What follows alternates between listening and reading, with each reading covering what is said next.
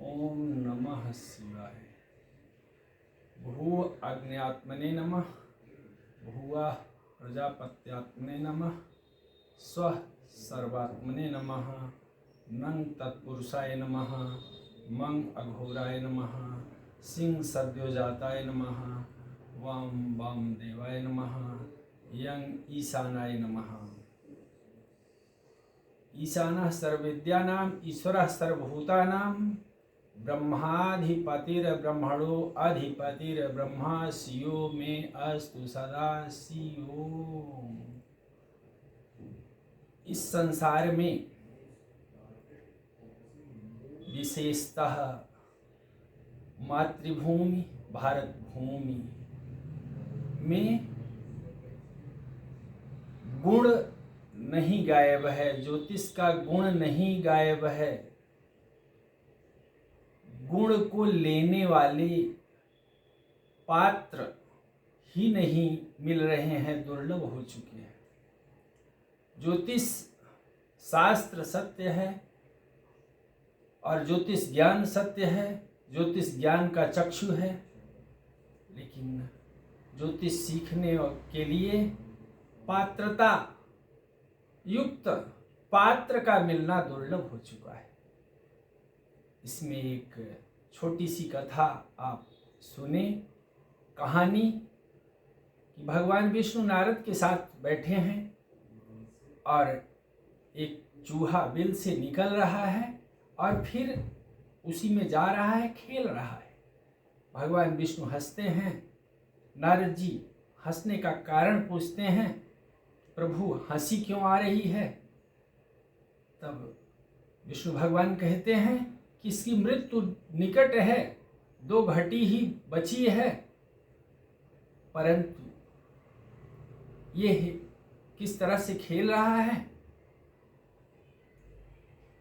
और आश्चर्य है कि यहाँ ये खेल रहा है, मृत्यु इसकी कहीं अन्यत्र है, दूर है।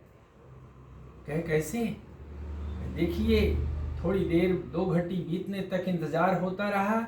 एक बाज पक्षी आता है, उस चूहे को चंगुल में ले लेता है और चंगुल में ले जा करके वो काफी दूर उड़ करके पहाड़ पर जाता है और पहाड़ पर जैसे ही चूहे को रखता है और वहीं एक सांप की बिल है और सांप जैसे ही रखता है तुरंत ही चूहे को सांप अपना आहार बना लेता है।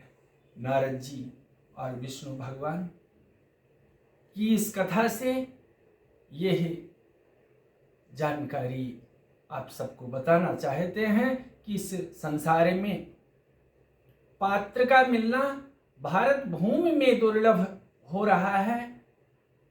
ज्योतिष ज्ञान का पात्र, ज्योतिष ज्ञान सीखने का पात्र, पात्रता युक्त विद्या पात्र को देने से बढ़ती है। व्यय कृते वर्धत ये नित्यम विद्या धनम सर्व धनम प्रधानम। वह विद्या ज्योतिष विद्या है, वह विद्या सभी विद्या ज्योतिष, लेकिन मन आपका निर्मल होगा और विद्या पढ़ने के लिए, विद्या जानने के लिए लालायित होगा तो पात्र अवश्य ही आपके पास, गुरु आपको अवश्य मिल जाएंगे। और पिताजी जो 11 वर्ष की अवस्था में गए हैं, उनसे अंग्रेज महोदय ने एक प्रश्न पूछा। वृद्ध काल में मुझे जानकारी मिली है कि यह उनका बताया हुआ झूठ काहे बताएंगे अपने बच्चे को, और किसी को जिसको सिखा रहे थे उसको क्यों बताएंगे? वृद्धों की सभा में एक अंग्रेज प्रश्न पूछता है कि मेरी शादी हुई है कि नहीं हुई है, हुई तो कब हुई, और बच्चे हैं कि नहीं हैं, बच्चे हुए तो कब कब हुए, और अब वर्तमान समय में मेरी अवस्था कितनी है?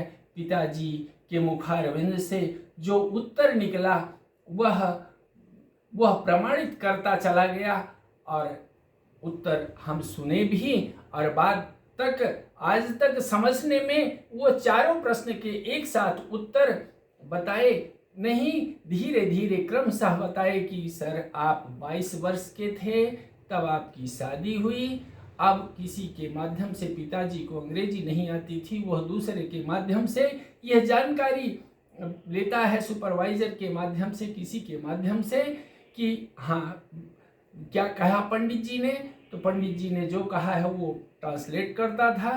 तो 22 वर्ष में आपकी शादी हुई है, फिर 26 वर्ष में आपके एक संतान हुई है, फिर 28 वर्ष हुआ तो आपकी एक दूसरी संतान हुई है।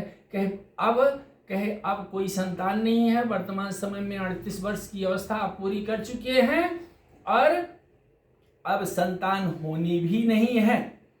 वह करेक्ट कहता है कि यह उत्तर आपका सही है। इस प्रकार से मुझे जो जानकारी मिली उस समय तो हमें वह ज्ञात हो गया कि किस तरह से आपने यह उत्तर बताया है, वह पूरा बताए, लेकिन आज हम निकालने के लिए स्वयं चाहत करते हैं कि वैसे प्रश्न कोई पूछे और हम उसका उत्तर निकालें तो केवल 2 उत्तर निकल पाता है, 4 नहीं, पूरा नहीं निकल पाता है।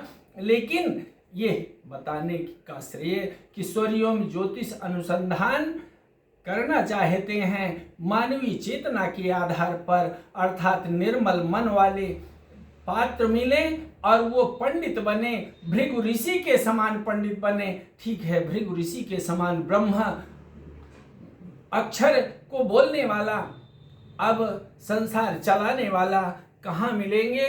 लेकिन प्रयास है, अपना करना चाहिए। मनुष्य का जन्म इसीलिए मिला है, ऐसी मातृभूमि में जन्म मिला है कि ऐसे स्थान पर प्रतापगढ़ जनपद जो गंगा सरजू के बीच में है और मध्य में स्थित है, वहाँ जन्म हुआ है। और भाग्यवश ऐसे जन्म स्थान को पा करके और जन्म को जानने के लिए मृत्यु जानना आवश्यक है, और मृत्यु के द्वारा ही जन्म का संस्कार, अगले जन्म या पुनर्जन्म, स्वप्नवत जीवन की जानकारी मिलती है कि यह स्वप्नवत जीवन है जो इस जन्म में जागते हुए देख रहे हैं। वह सत्य है कि जब संसार छूटेगा, यह शरीर अलग होगा, केवल सांस, आत्मा या मन यह जीरो हो जाएगा और यह आत्मा परमात्मा से मिली हुई है और परमात्मा को प्राप्त होगी। पुनः सृष्टि का संचालन जैसे करते रहेंगे पार ब्रह्म परमेश्वर, उसमें यह ब्राह्मण सहायक होगा। इस अनुसंधान करने के लक्ष्य में ही यह ट्रस्ट बना है और इस ट्रस्ट के आप सहयोग सदस्य बने और सहयोग करें। यह ब्राह्मण अनुसंधान करना चाहता है, अनुसंधान गुरुकुल शिक्षा पद्धति के द्वारा यह शिक्षा भी पात्र को पा जाएगा। भविष्य में हम नहीं आएंगे इसमें, तो कभी जन्म पुनः होगा यदि यह अनुसंधान पूरा नहीं हुआ, आधारित ही केवल हो गया, इस ऐसे समय में आधारित हो गया, तो जब पुनः कभी जन्म मिलेगा तो शायद इसी स्थान पर जन्म, क्योंकि यह शरीर जैसे बदलता है, शरीर छूटता है, दूसरा शरीर मिल जाता है, इस तरह से यह जानकारी की गर्भ में ही रहते हुए जितने दिन गर्भ में थे उस समय यह ईश्वर से प्रतिबद्ध हुए हैं, ईश्वर से वचनबद्ध हुए हैं कि हाँ अब की बार जा करके संसार में जन्म पा करके हम ऐसा कर्म करेंगे कि जन्म बंधन से मुक्त हो जाएंगे। इस भावना से इस ट्रस्ट की स्थापना हुई है कि पिता के ज्ञान को यह पुत्र धर्म अपना निर्वहन करने के लिए, पिता के देने योग्य ज्ञान जो देने के लिए 2 वर्ष लालायित रहे हैं, मृत्यु के पहले अपनी मृत्यु की तिथि निश्चित करने के पश्चात, समाज के द्वारा कहे जाने के पश्चात और समाज में बार बार यह रुदन उनका सुने हैं कि हाँ इस ज्ञान को लेने के लिए कोई पात्र मिले तो 2 मिले, कि एक कर्मकांड सीख रहे हैं और एक ज्योतिष सीख रहे हैं। ज्योतिष जो सीख रहे हैं उनको बार बार कह रहे हैं कि ये ज्योतिष इनको सिखाना बेकार है, लिखवा करके दिए, उन लिखने के लिए बाध्य किए, लेकिन वो भी ठीक 9 महीने बाद चले गए पिताजी के कथनानुसार। अतः पिताजी की मृत्यु के पश्चात यह बाल्यकाल से ही इस संसार में यदि आप अपना कल्याण चाहते हैं तो सब सांसारिक सृष्टि का विधि विधान पूर्वक जो पालन हो रहा है, जो जैसे हो रहा है उसमें सहयोग करें, लेकिन सत्संग सतपात्र की मदद करेंगे। और यदि सहयोग कर नहीं सकते हैं तो सहयोग करवा सकते हैं। पात्र आप ढूंढ नहीं पाएंगे, स्वयं पात्र नहीं है, तो जो पात्र है वह प्रस्तुत हो जाएगा।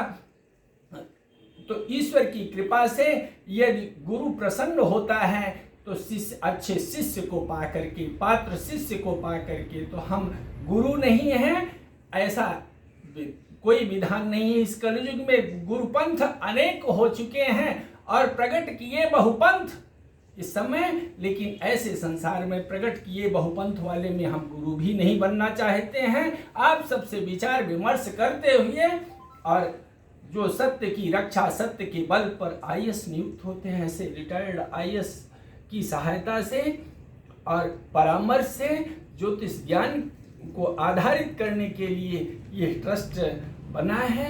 लेकिन गुरुकुल शिक्षा पद्धति संस्कृत विद्यालय के माध्यम से इसकी नींव पड़नी है।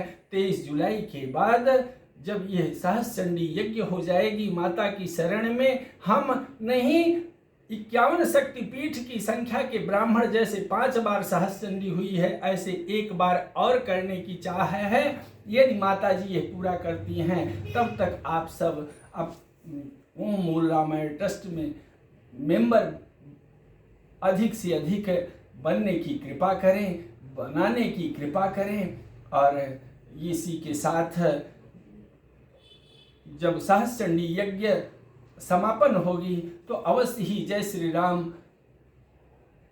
का नारा, कि जय श्री राम का शुभारंभ हनुमान जी के मुख में धारण की हुई मुद्रिका के प्रभाव में केंद्र और राज्य सरकार की मदद से यह ब्राह्मण ओम मूल रामायण ट्रस्ट के द्वारा सूर्यों ज्योतिष अनुसंधान मानवीय चेतना के द्वारा शुभारंभ करने की चाह विचार विमर्श के फलस्वरूप कर पाएगा। ओम बोलो जय श्री राम।